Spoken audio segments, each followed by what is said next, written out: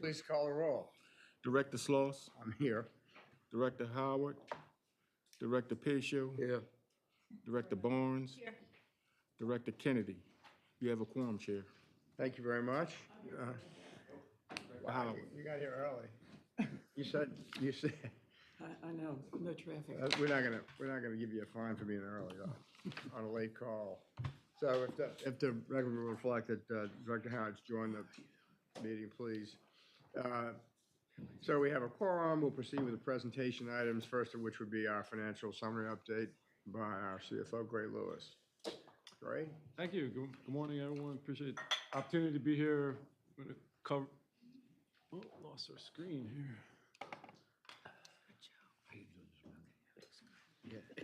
Not a power problem. We need to go back to the other one, the first one. Yeah, two presentations this morning. The regular financial summary update, talk about October and November, most recent stuff. Susanna's here, is going to update us on some of the topics we discussed last month.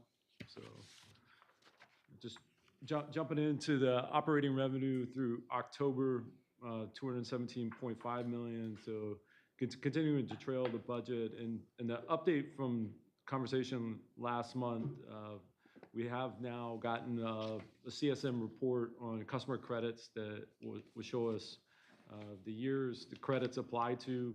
So we'll be able to have a good understanding of how much of the year-to-date customer credits, which is about 30.3 million, relates to open invoices and bills prior to January of 24.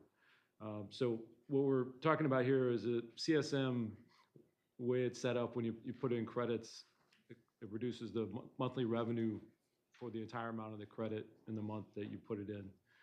So the system is just not set up for a large scale program for customer credits. So we'll be able to take this report, manually look at, the years that the bills apply to, and basically make an adjustment for revenue.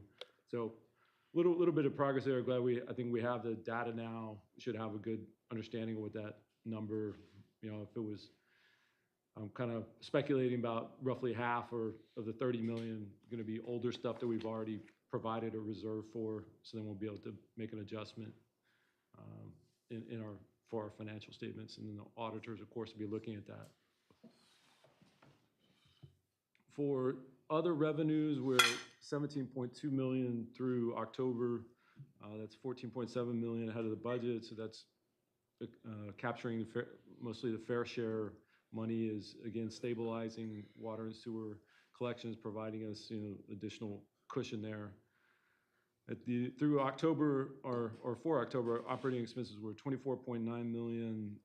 So year to date, 274 million, as we continue to trail the conservatively set budget on the operating side. And the major categories for lower expenses there is like in general administrative, related to vacancies haven't been filled, and then also about 1/3 is depreciation, some non-cash items.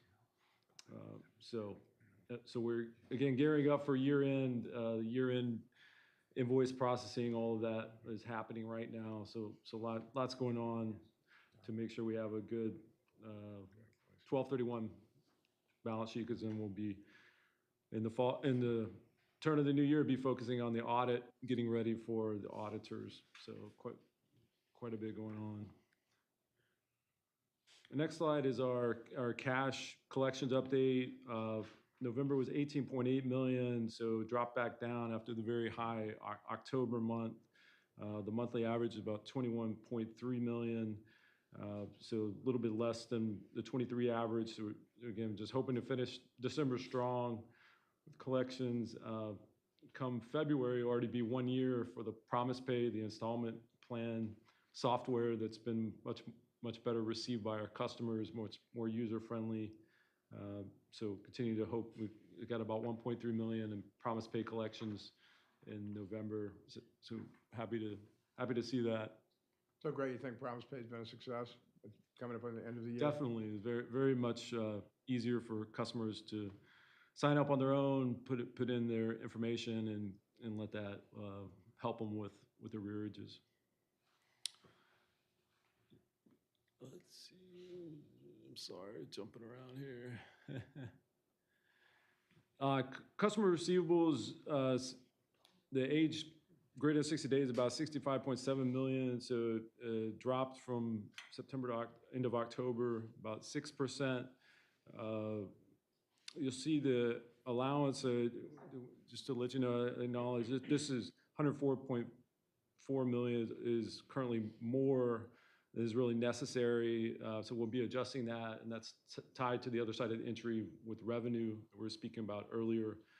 This historically have just been adjusted with at the end of the year with the audit, but because of the way the CSM is processing credits, we need to basically reduce this allowance account, and that will make the net customer receivables greater than this 15.8 million.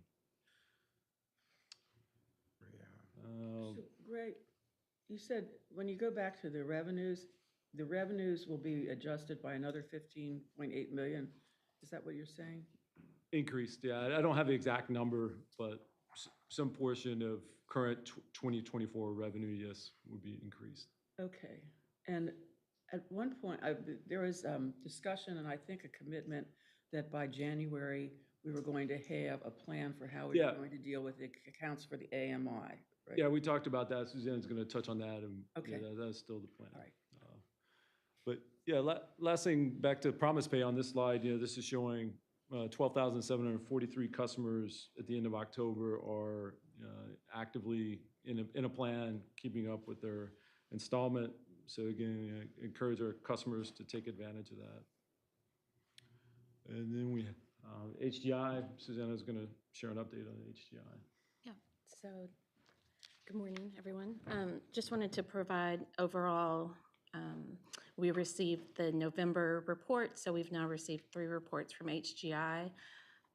Total credits given from the beginning of the program is now at $14.4 million. As we talked about before, we have about 40 accounts from September and October that we will be taking to arbitration. We're currently confirming that the funds have been wired to us so we can set that up and take them. And we're actively working on the November reconciliation to see which of those accounts we may need to take to arbitration.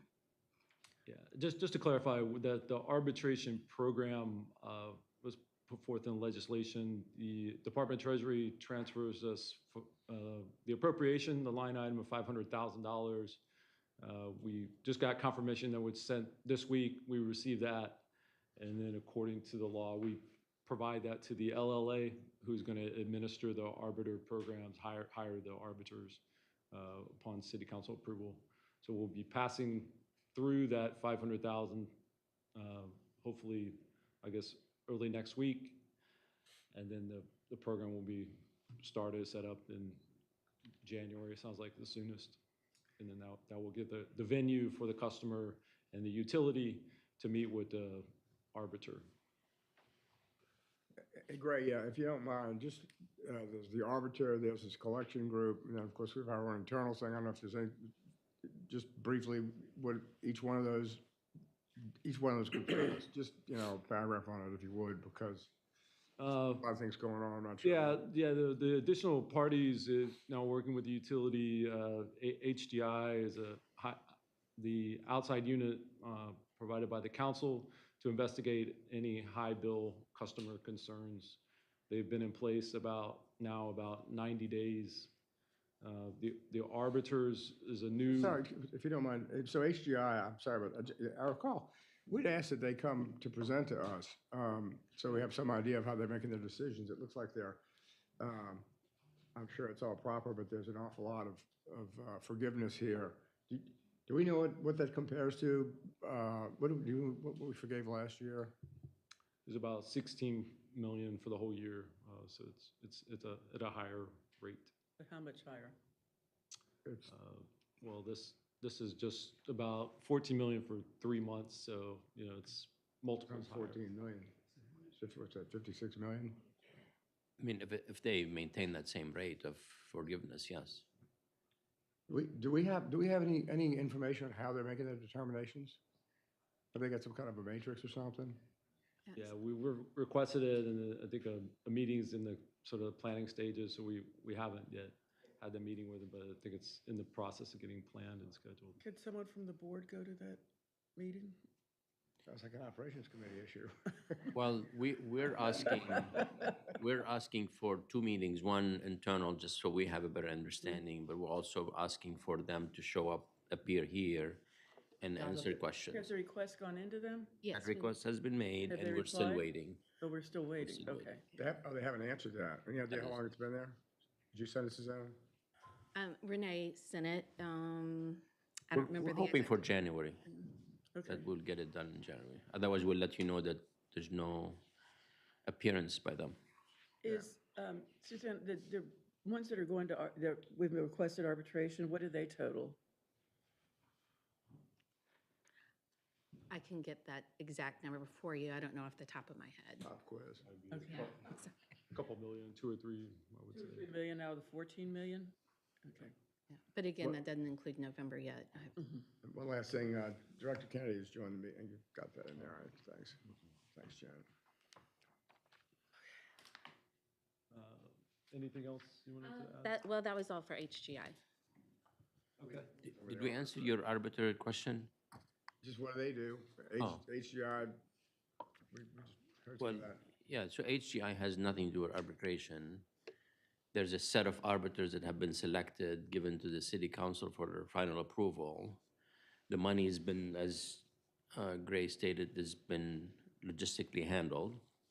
So now we're just waiting for the names and then for that process to be established, so we know what it looks like for us and for customers.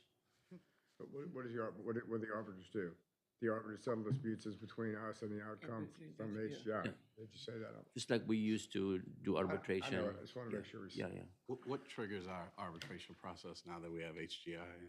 So it's either we challenge one of their ruling and take the case and make a case against it, or a customer who's not happy with HGI's It decision. come from both ways. Yes, yes. So And they it's the only are- arbitration process available now, yes. So HGI is giving us explanations then when they're forgiving.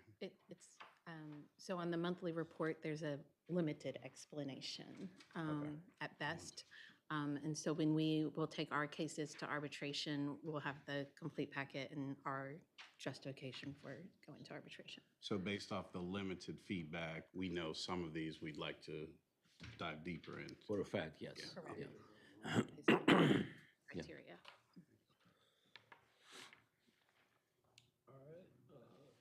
Next slide, I just wanted to highlight for the committee, these are customer arrearages by size, and just to highlight and really appeal to customers, you know, especially in the less than $500 of a past due balance, greater than 60 days.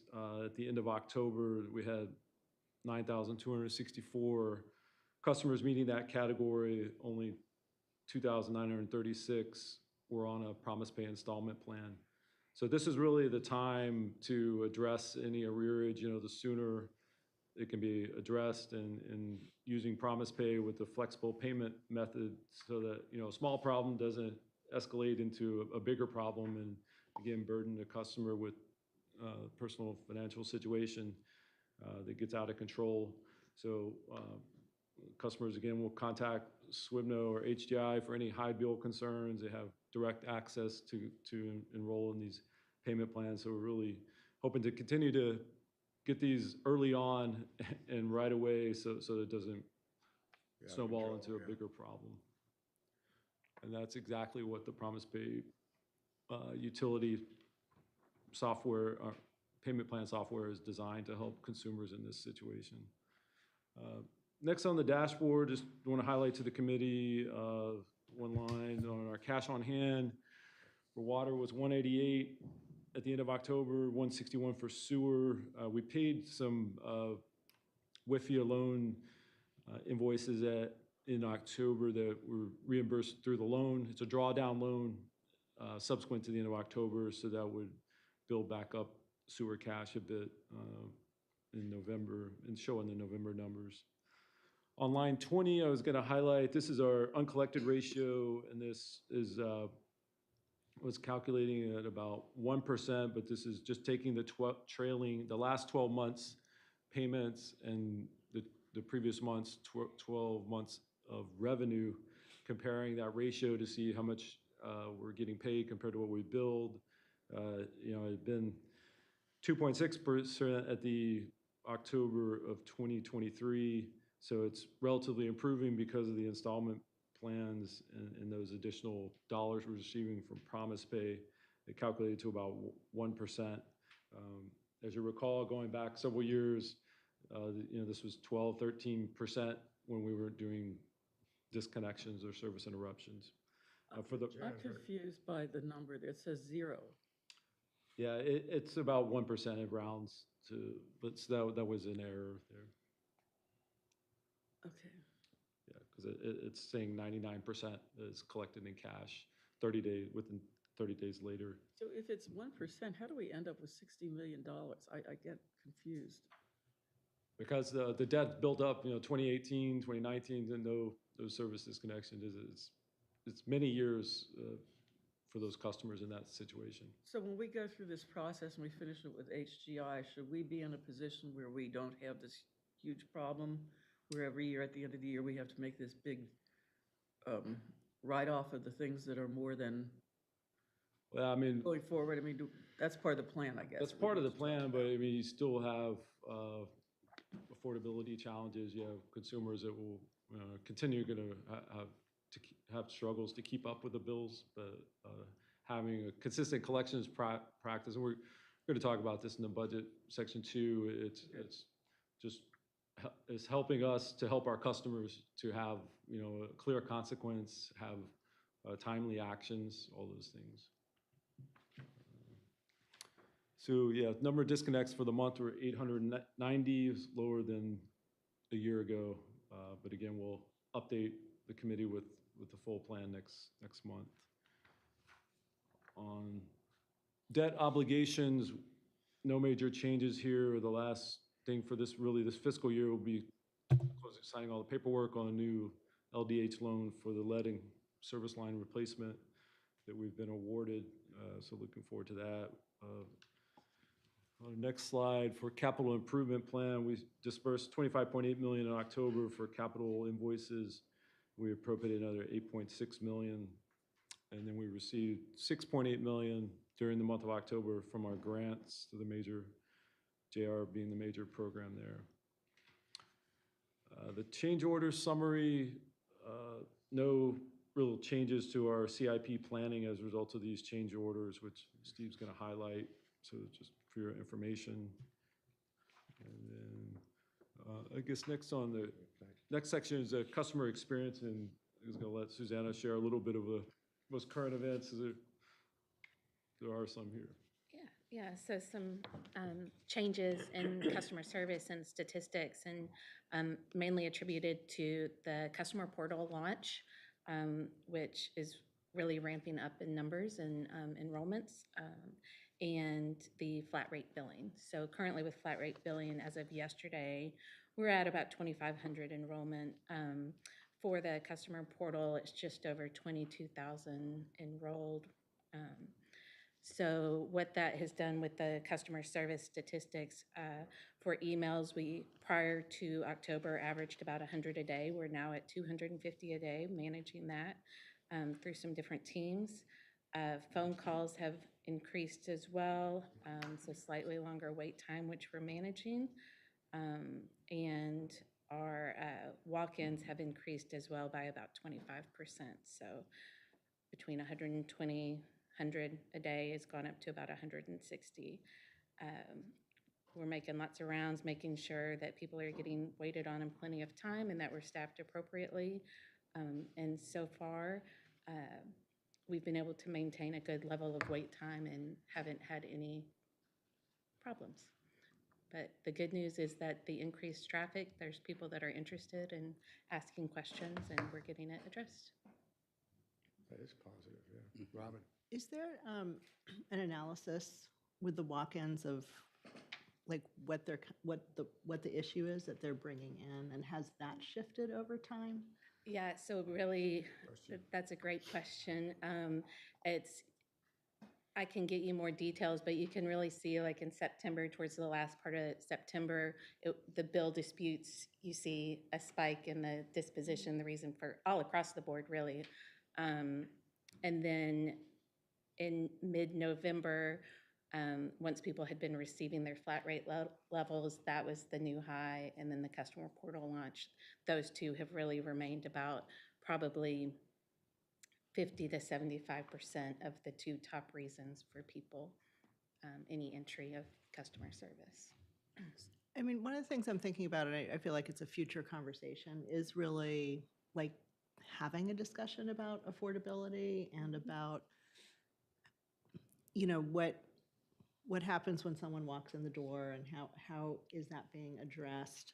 How are other potential partners involved? And I just don't have a sense. I mean, you said the word several times in your presentation, right? That, you know, there are affordability issues. So acknowledging that, and it seems like we finally have some solutions.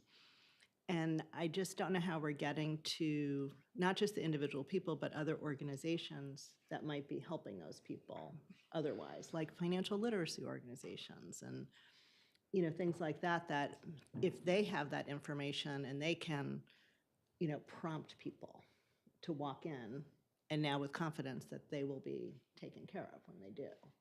So I don't know, you know, where that conversation lives, but I would be really interested. He lives in 2025. No, I'm sure it lives in 2025. I started by No, I saying, know, I that's don't what think I'm it's here. But in terms of like committee, like, I'd be happy to host it in strategy, or maybe it's operations. But, you know, I just would be really interested in kind of, it feels like now we have some tools Yes.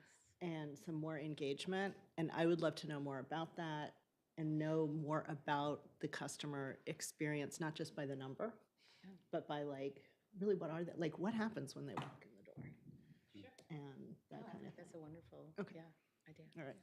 Love to look at that with you. Thank you all. In the budget, or Okay. finishing, Last, initial last, summary? this is the last thing I was just going to highlight for the committee, back on billing. So this is our slide showing number of bills. So it was up in October, is actually one of the highest we've seen. We did have 2 days lost in September where the office was closed, so that's causing this higher amount of bills and also payments received. But the actual number of actual read meters on the bill is 86%. So that is, again, thanking the meter reading crew and all the teams that have been working on putting the focus on this. November was also high at 88% were actual, so we're getting a lot of progress in this area to prepare for January. And then also, of course, the smart metering program. So happy to answer any other questions on October, but as I said, we're just speedy gets to the end of the year here. Is it possible to get a chart that combines the revenue and what's actually collected of that revenue? I don't, I know there's a delay of a month or so in producing that, right? Because the revenue comes in the next month for what's billed and what gets collected. Yeah, that's why we have that data. We can put a chart like that because we Okay, typically look it at would help me. revenue from last month and collections this month, so you have some alignment. But yeah, we can- So the list of what we collected each month, if you skewed it a month, is that the same day? I'm not asking you to do that, I'm just curious, that's what you're saying. that's how we do it. Yes. Yeah, so that if the October billings come in November, and therefore you'd have the November collections with the October billing, right? Right. Okay. Yeah. So we can add that as a bar Talking about chart. That page that shows you collections. Okay. Yeah. So if nothing else, we'll get going into our fiscal 25 budget presentation, which is right here.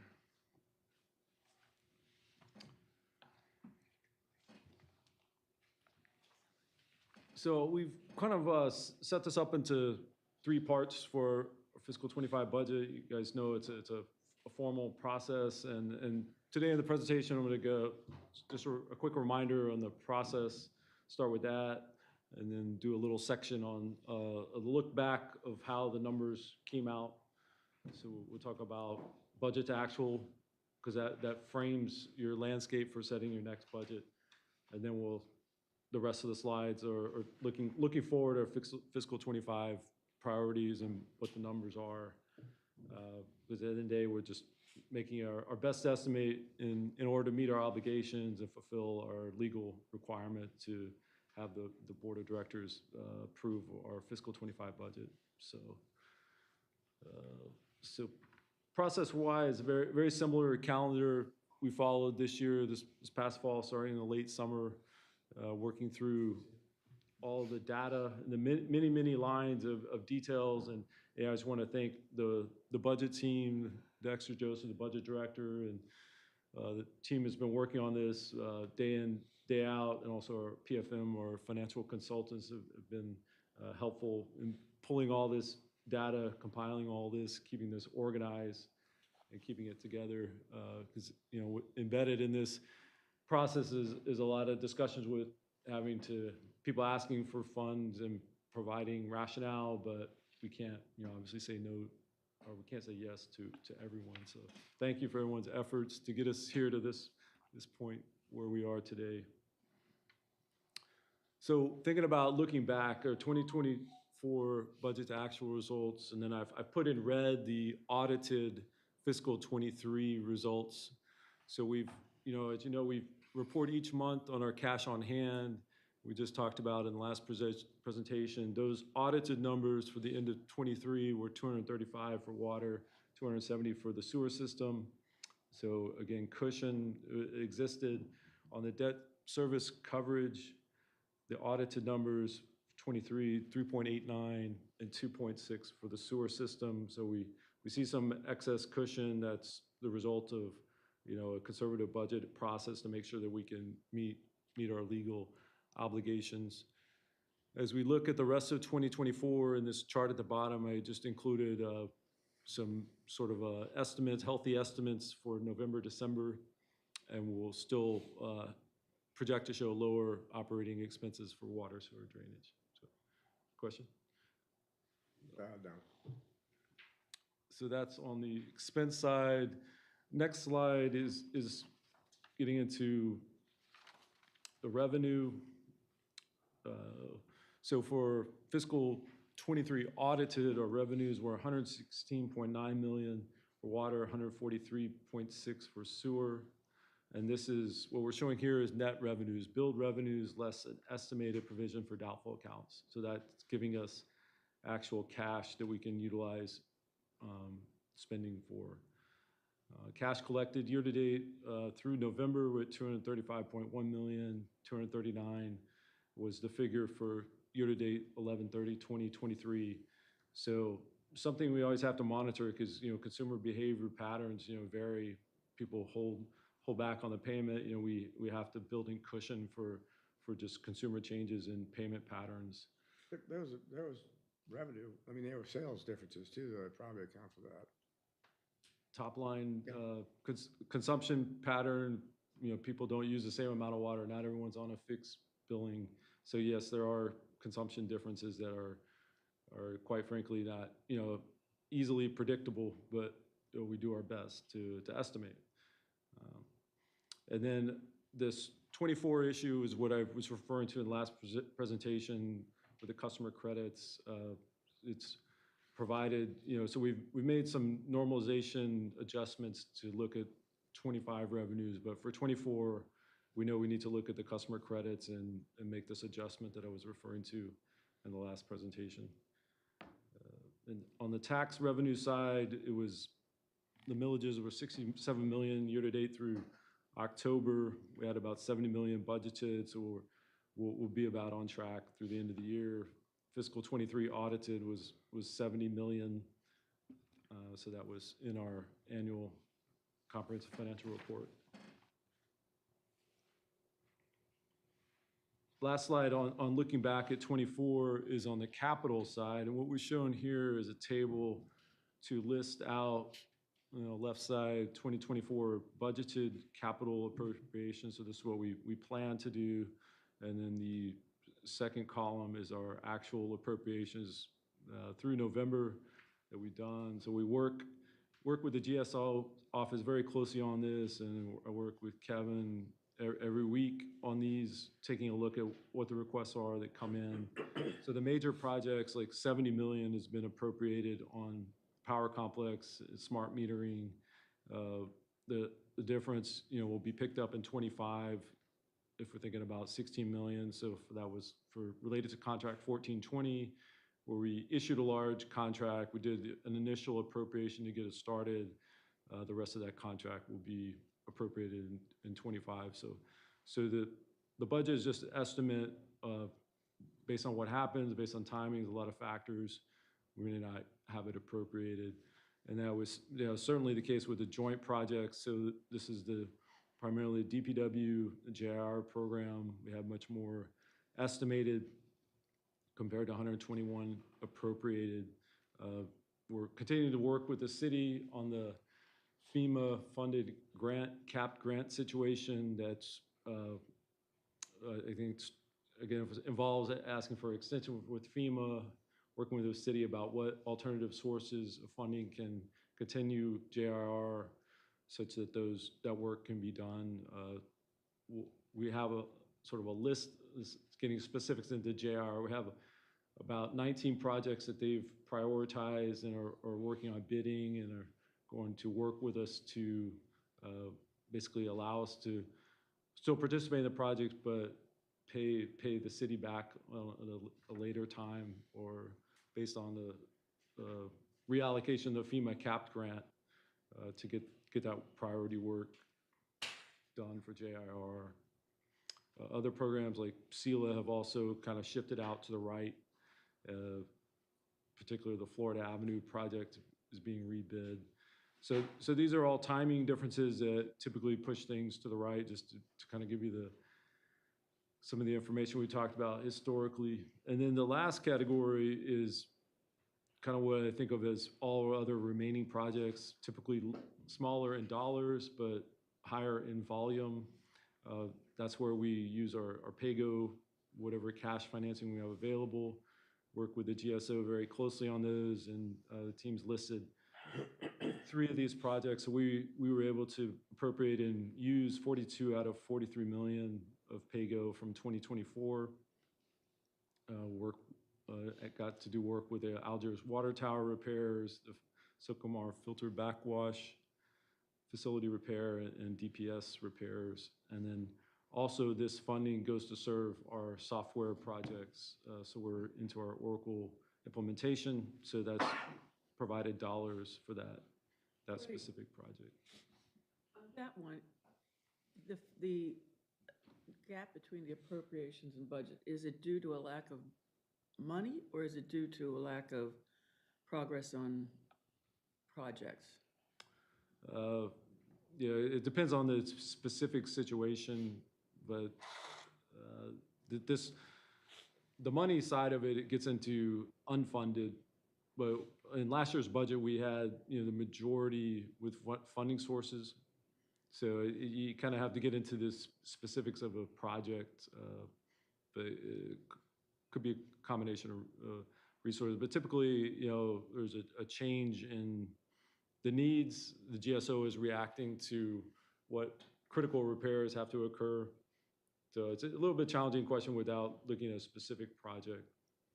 So for the joint infrastructure, if I may weigh in, the joint infrastructure projects, there's been a request made to FEMA because there's a significant shortfall, as has been widely published, and we're still waiting to hear back from them on that. So that's pushed a number of those projects off to the right. And some of those remaining projects, the Florida Avenue Canal, that's funded by the Army Corps in large part, and they're running the ship on that. So that pushed out to 2026 for a significant portion. So those are a couple of specific examples. But then there are, as Gray mentioned, others that could be money, could be time. But it seems to me this is the case every year, that we have double the budget, and so, which Yeah, fine. I know we want a list of things that we want to get done, but it's almost like it's more of a wish list. I mean. Yeah, and that's why we look at this. We take that into consideration, work with the GSO, try to try and trim things that we know we can't get to. So that's, we'll see that in our 25 numbers. But is the budget Come down. real? I mean, I guess it's kind of the question, if it happens year after. Well, that's the process we'll go through, and we'll show you on 25 and show you what's real. So jumping into 25, this is another transformational year in terms of our delivering on our 5-year strategic goals and really just working every day to improve the services to the community. We're here today with a balanced budget, so it's defined meeting our obligations and allows us to project meeting our debt covenants. And I guess the reality is expenses are going up because of inflation. The revenue is sort of a fixed pot. This will be the 5th year without a rate increase. We did a full rate study fiscal 2022. It had an affordability program that was discussed with the board, as you know, and then we were asked by the rate approvers to hold on that, to focus on billing. So we've been doing that, but that's, the reality that kind of puts us in the position we're in today, and you'll see that in the numbers. So without revenue. To be clear, we did ask for a rate study, and we did ask to roll the millage forward, and both those requests were denied. So it wasn't like we weren't trying to find the money. Yeah, in reference to the city council, that's right. So going through this process, we did have to go back to the departments and ask them to reduce what they initially submitted, and then again, collaborate and prioritize our strategic goals. So in terms of priorities, this was similar to last year. In this process, we use all relevant information to make our best estimates. We try and seek alignment with our divisions and departments to make sure everyone's on the same page. We understand the more O&M expenses we have, the less we have on the capital spending plan. It's just a residual situation. So we know within departments, we heard from each of those departments. We sit and meet with the budget team, the HR director, procurement, all the key players, and hearing about personnel changes for these new programs, new assets, whether it's smart metering, power complex. So a lot of modernization, and with that, the workforce also modernizing. So there's a civil service, as you know, aspect to all of this. We'll talk about that. But that's, I think, just overall contributing to a belief or feeling we should have a more closely monitored process on personnel. Because of the need to have the positions, we have to hold the departments accountable clearly to say when they get hired, because it depends, the dollars impact on the budget depend greatly on how soon people get hired. So we'll talk about that in a couple more slides. So key drivers continue to be the same in terms of being strategic, more of a culture of being proactive, efficient, and accountable. And also, again, just a new leadership. GSO Steve's first year being here is obviously very impactful. We have a lot of new managers coming up, embracing the change management and the new technology. So that requires us to invest in our people. So we'll get into the numbers here. This next slide is breaking down water, sewer, drainage, showing us our revenue top line, $268 million for water and sewer, and then $79 million for drainage from the tax revenue. And then line 4 is the cash O&M, $260.5 million is where we're primarily focused on, because that's what we can control more or less. So we'll be talking about that line here in the next few slides. The other line items are estimated based on last year's audit, what we know about CIP for depreciation. We'll talk about provision for bad debts as well. And then just to highlight, the committee, a lot of the non-cash expenses are allowed to be backed out of your debt service coverage calculation. So that's the reason we show a negative net operating results here. This is a slide on collected revenues. So just want to, again, go back to the history of how we got here. If I think about prior to 2022, so we have history from 2018 to 2021 with no service disconnections as a result of CSM billing or the pandemic recovery. So a long history of that. Get into 2022, we've been able to stabilize things from the new management and the smart metering project, but again, no rate increases since 2020. So right now we're just working on delivering the smart metering project, addressing longstanding billing root cause issues. So hopefully, this time next year we'll be sitting here with the smart meter install. We have much more comfort on our overall revenue. But right now we're just, again, trying to stabilize and work with this fixed pot of money on the revenue side. Our next slide is a comparative on the expenses. So we're looking at 2025 as we're presenting to the 2024 that was adopted. And I guess the cash O&M, 260.5 million. Last year was 250.7. And this does include the minor drainage. 5.2 million has been budgeted, and that's offset by the city's dedicated the 5.2 million that would come from fair share. So the minor drainage is treated as a neutral impact. We see here the debt service goes up by 860,000, so that's a cash need with the factor, and then our PAYGO amount, what's left over for capital, is about 33.6 million, so that's down about 8.5 million.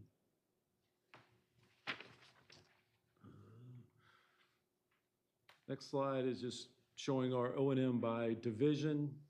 What we've done here, the GSO is now about 77%, as you would expect. The numbers have gone up a little bit because of that minor drainage we talked about that's being built up for customer service that formerly housed meter reading and plumbing. That's been moved under GSO, so that's increased the numbers there.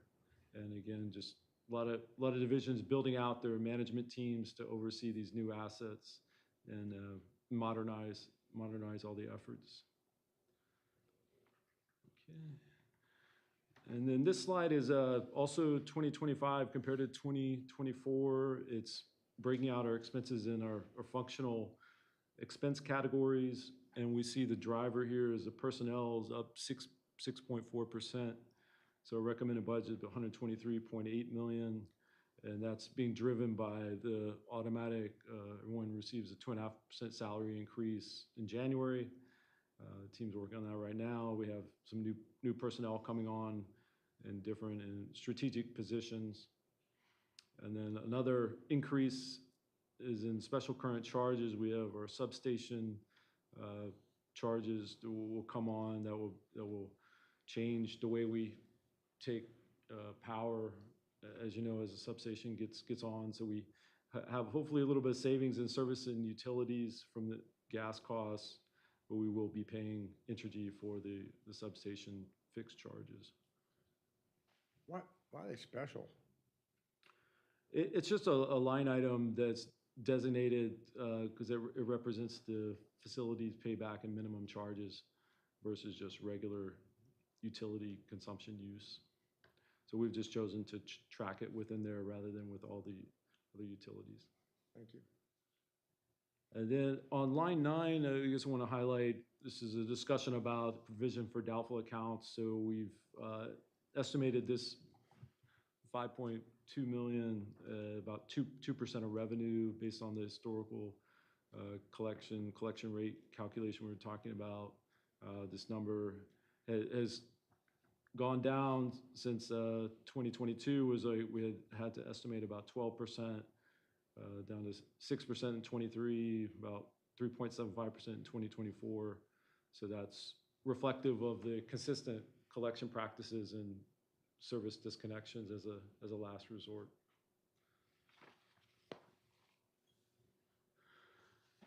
Our next slide is on the personnel. This is a snapshot of the total employees in the utility. It's 1,647, 1,289 are filled, and the breakdown by each division. As I mentioned, the general superintendent is now taking on those additional areas that we talked about. Each of these has a process we go through with HR and then civil service weighing in, so it really reflects our need to work with civil service for all these positions, all the classified positions.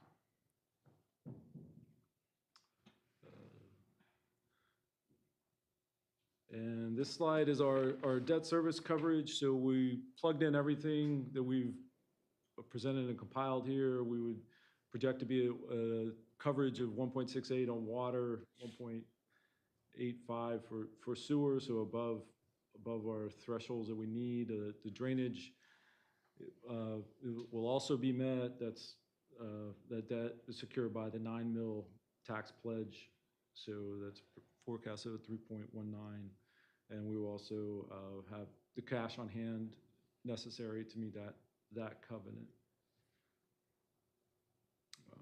So I guess check to see if there's any questions on O&M, and then keep running through the last capital section. So 2025 capital program, again, we work very closely with the GSO.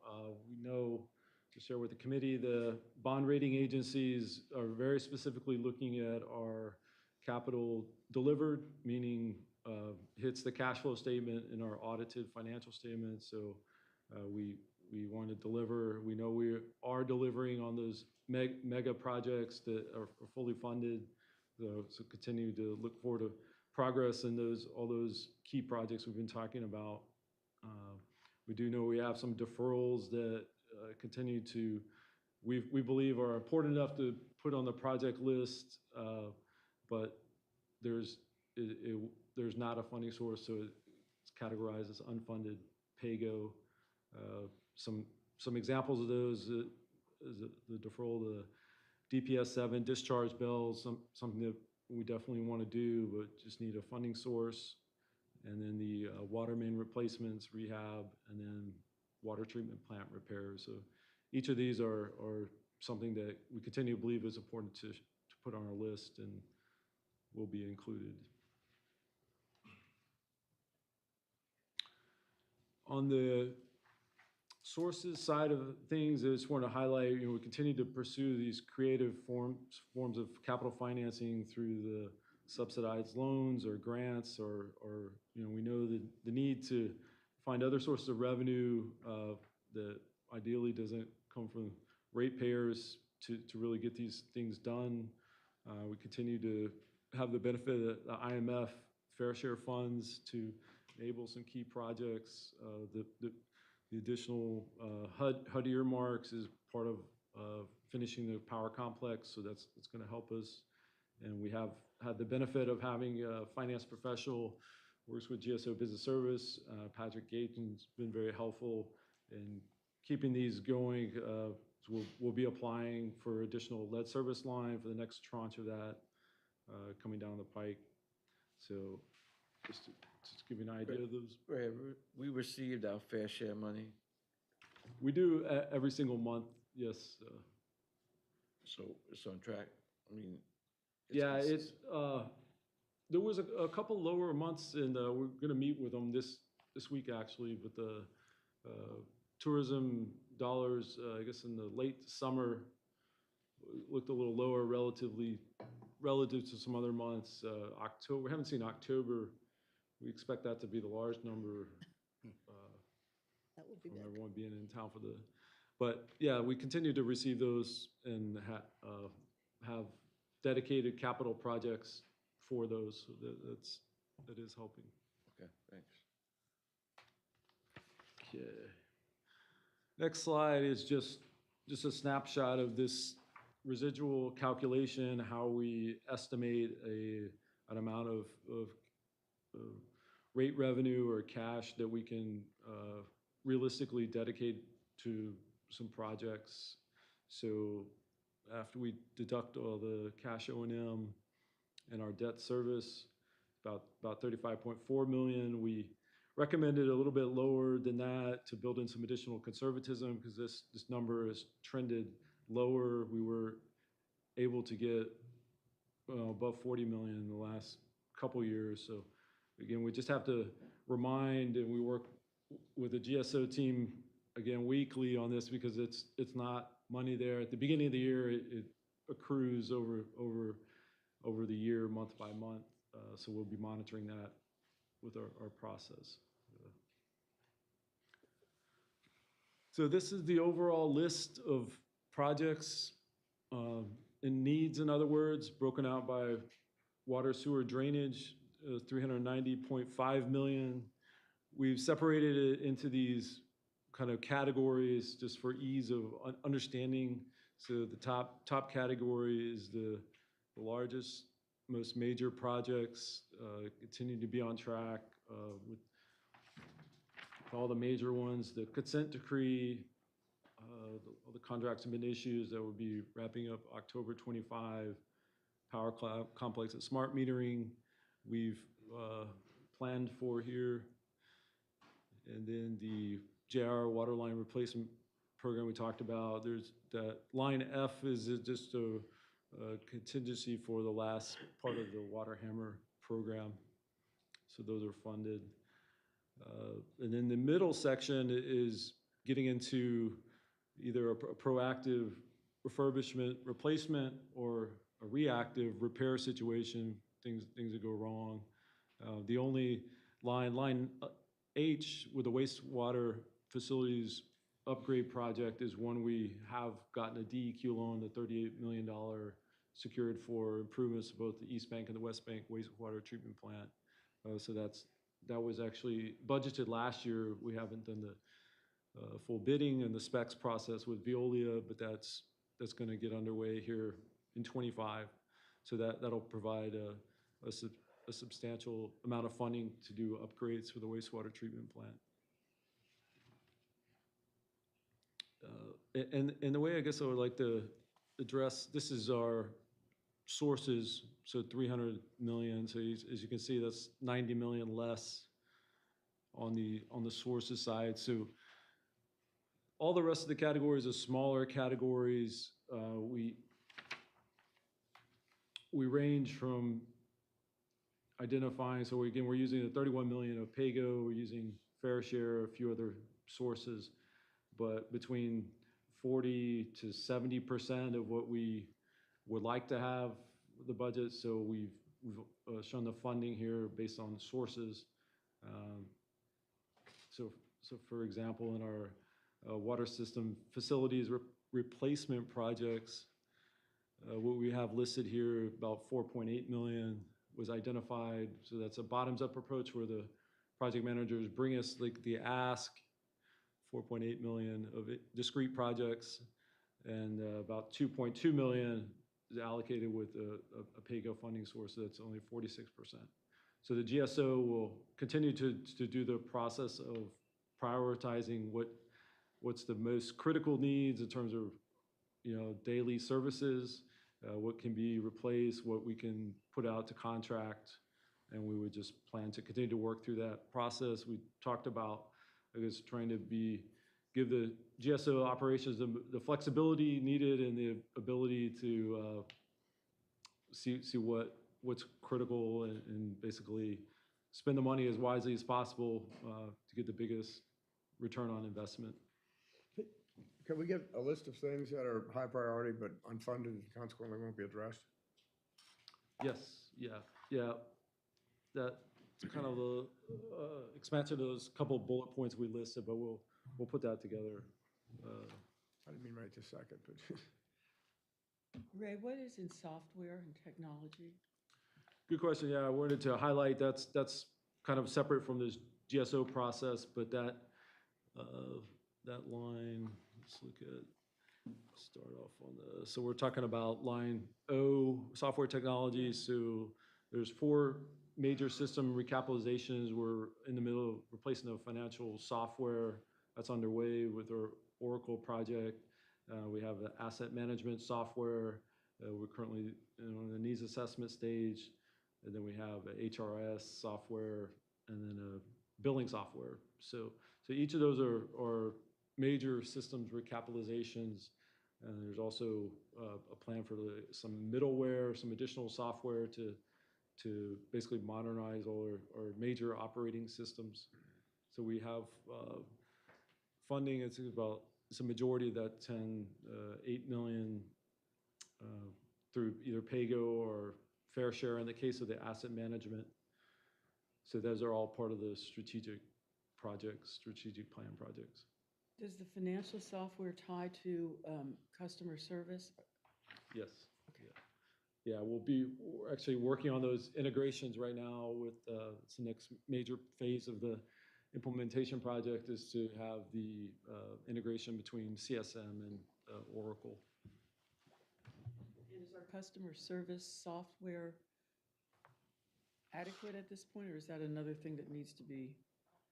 That's the billing software project. So we'll be starting exploring into a needs assessment to replace that. We actually have already started that in fiscal '24, but we'll begin to get the market's reaction to what it would cost for like a tier 1 software for billing. So that is part of the. But we want to make sure that the smart meter program is fully implemented before we start that. Sorry, is the vehicle and equipment purchases, is the majority of that amount equipment or vehicles? I think it's a favor to equipment. You guys have an idea? I think that's more larger equipment at this point. I think most of our smaller vehicles have been purchased. We do have a lease program that's been worked out with Enterprise that's supplementing that. So the bulk of that cost is for larger things like excavators and vacuum trucks. Yeah, we break it up into like heavy duty equipment, heavy duty vehicle, light duty vehicle, and then a third, I think the smallest category would be just equipment, smaller non-vehicle type equipment. But we can get you the breakout between the actual vehicles and what might not be considered a vehicle. Happy to do that. I have a question. It's an annoying question, I'm just warning you. How come green infrastructure is under sort of admin, equip, and other rather than like on line J with drainage? Because it is essentially drainage. Yeah, no, Miscellaneous. not sure if you know, Kevin, you know if that gets 100% to drainage, to green infrastructure project? Yeah, so we could show it up in the, I feel like it just honestly legitimizes it if it's Separate? yeah, up there, yeah. Good. as opposed to under the other. Okay, yeah, we'll make that change.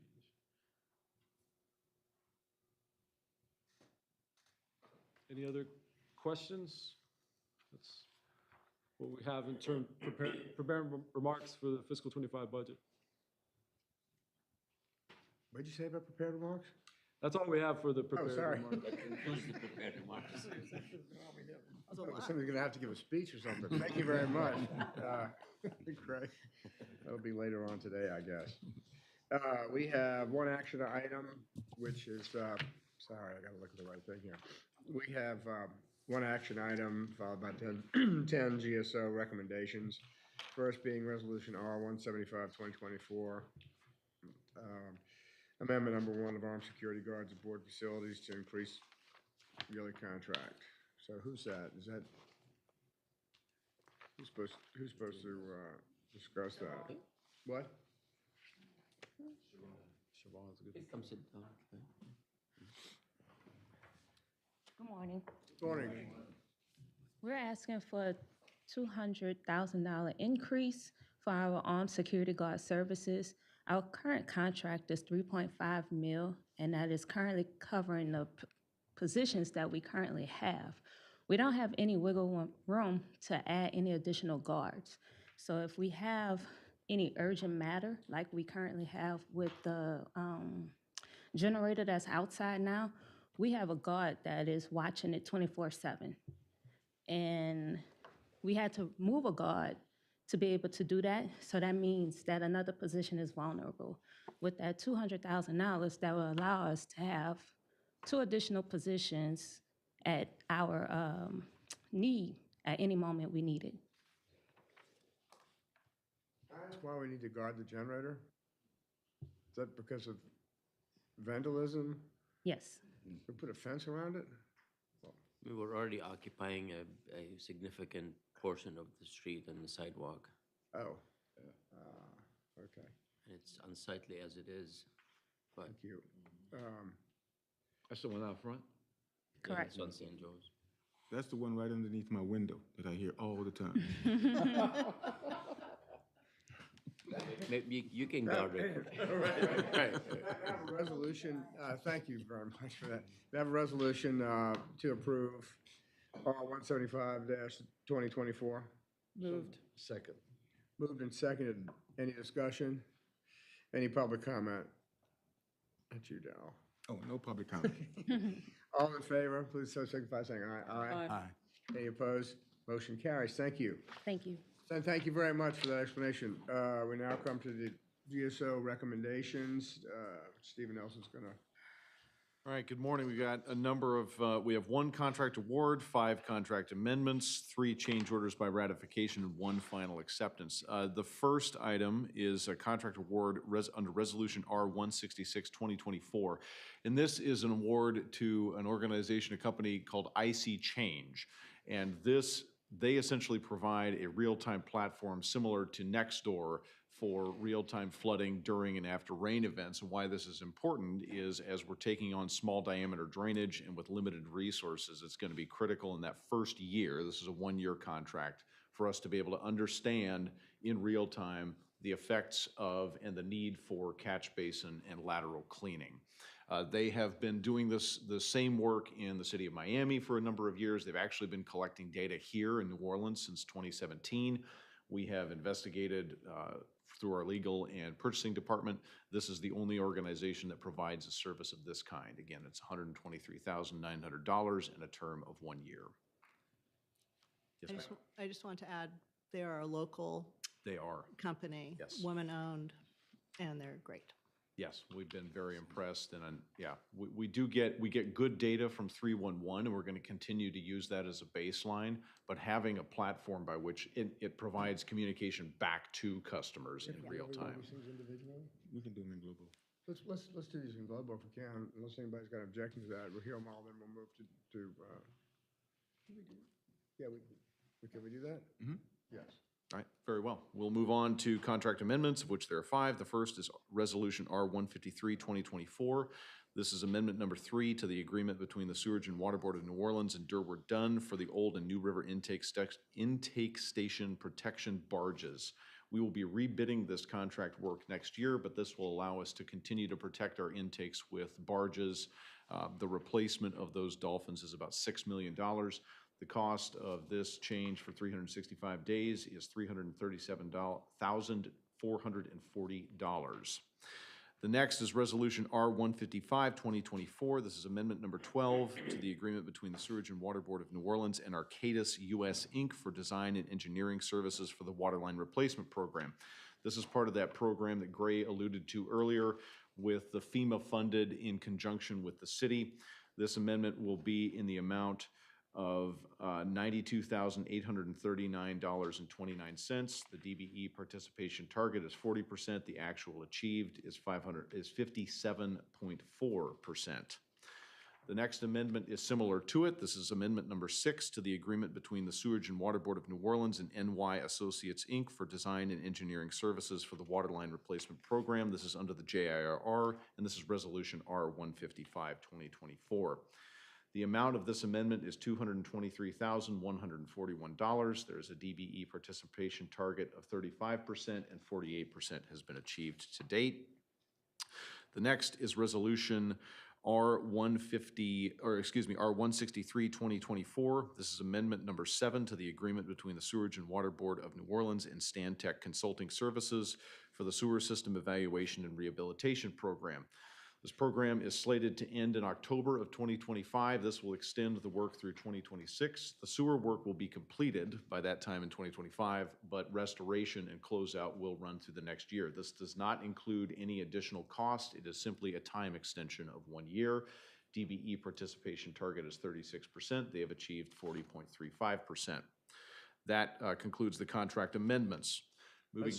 I'm sorry, I think I'd feel safer if we go back and vote on R-166, 2024 by itself, which was the award of service agreement for real-time flood data tracking between the, I'm sorry, it was, Yeah, it was a time.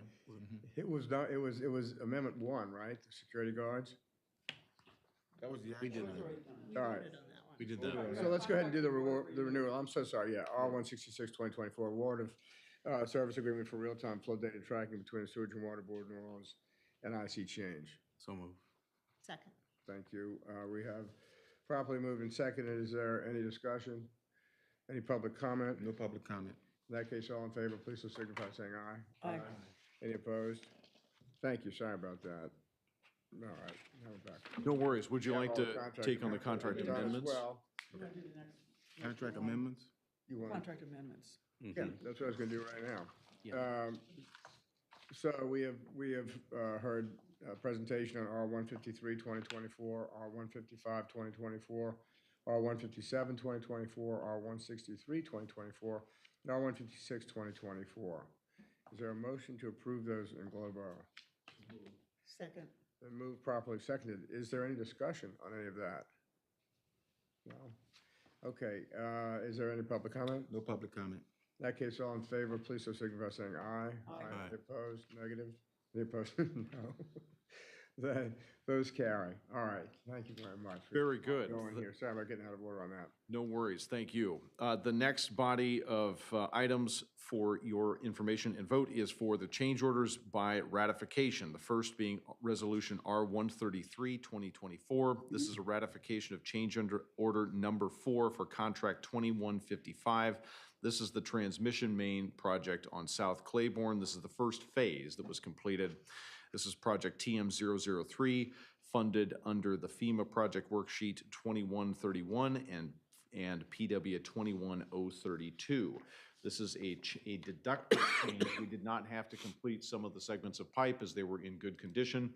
So this is a reduction in the overall contract of $1.5 million, bringing the total of the final contract value to $22,029,153.70. DBE participation target was 15.5%, and the final participation was 28.13%. We will see final acceptance for this at the end of my presentation. The next is Resolution R-164, 2024. This is ratification of change order number 1 for contract 8171, repaving of open street cuts in streets, driveways, and sidewalks resulting from the Sewerage and Water Board of New Orleans underground utility repairs between the Sewerage and Water Board of New Orleans and Fleming Construction Company, LLC. We asked them to pave as quickly as possible. They have helped us reduce our paving backlog. And so this change order is in the amount of $682,000 and will bring their total contract value to $2,959,750. Their DBE participation target is 37.4%. They have achieved 65.05% to date.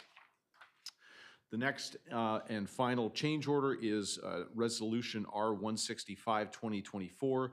This is ratification of change order number 2 for contract 30247, restoration of gravity flow sanitary sewers by excavation and replacement from manhole to manhole, CIPP lining from manhole to manhole, CIPP lining of service laterals and point repairs at various sites throughout the city of New Orleans between the Sewerage and Water Board of New Orleans and CMG Pipelines, Inc. This specifically includes repairs to a discharge line out by our East Bank wastewater treatment plant, and then we also had a repair on a sewer force main. These are two fairly large and complicated repairs. The amount of this requested change is $1,050,000, $267.87. And the DBE participation target was 37%. I do need to get an updated number to ensure that they are meeting that percentage. Are there any questions on the change orders? Well, first of all, is there a motion to approve those change orders, 133, 2024, 164, 2024, 165, 2024? So move. Second. All right, is there a discussion on that? I had the open item I. Is there just a sentence or two update on where we are on open cuts? Open cuts, we are at 340 open paving work orders at this point. And the average was down to around 40 days from 100 days and 3,000 mid-year last year. So we've gone from 3,000 to how many? Down to about 340. We've got 10%. Yes. I gotta say, I mean, that's It has been I a know it is, but significant, and yeah, the additional, again, I don't like seeing change orders per se, but when the work is done faster, with good quality and in a high enough volume, that is exceptionally. I think the citizens exceptionally would good news. probably approve of that theory, of the theory. All right, we have a motion and a second, and is there any other discussion? Hearing none, is there any public comment? No public comment. All in favor, please so signify by saying aye. Aye. Any opposed? Thank you. The motion carries, bringing us to final acceptance. Did I miss Resolution 156, 2024? I just want to be sure I hit that. This is the amendment to the This is on the CEA. contract amendments? This is one of the contract amendments. You got that, huh? Okay, I just want to Yeah. be sure I caught that. That's the amendment between the city to Right. include that additional funding on the power complex. All right. There is one final acceptance. This is Resolution R 132, 2024. This is final acceptance of Contract 2155. This is that transmission main project TM003 funded by FEMA. This is in reference to the final change order that we just approved. That project is complete and ready for acceptance. Are there any questions? In that case, is there a motion to approve Resolution R 132, 2024, authorization final acceptance of contract 2155, transmission main replacement? Second. Moved, properly seconded. Is there any discussion? No. Is there any public comment? No public comment. In that case, all in favor, please so signify by saying aye. Aye. Any opposed? The motion carries. So, do we have anything, information items, the usual thing? Is there any public comment? No? Preview on what's going to happen this afternoon? Secret? It's not secret at all. It's as public as That's you want secret, it. but I mean, I don't know if there's I believe it's at 2 o'clock. I don't have the exact location, but we, 2501 charter. yeah, we are doing press event to celebrate the installation of the 70,000 smart meter, which marks almost 50% of the entire population of the meters. So So we're it's where very we're, exciting. where we were supposed to be in about 17 days. We're 17 days ahead on that, right? Yeah, so we're a little ahead of schedule, which is always good. So It's great. yeah, would love to have you Great all work. there. All the smart meter people, team, congratulations and thank you. Absolutely. Expect you'll see some of us there this afternoon. Is there a motion to adjourn? So moved. Moved and properly seconded. All in favor, say aye. Right. Well, I'll tell you what, we digested a lot of stuff there in We did, on the fly, too. a fairly quick amount of time.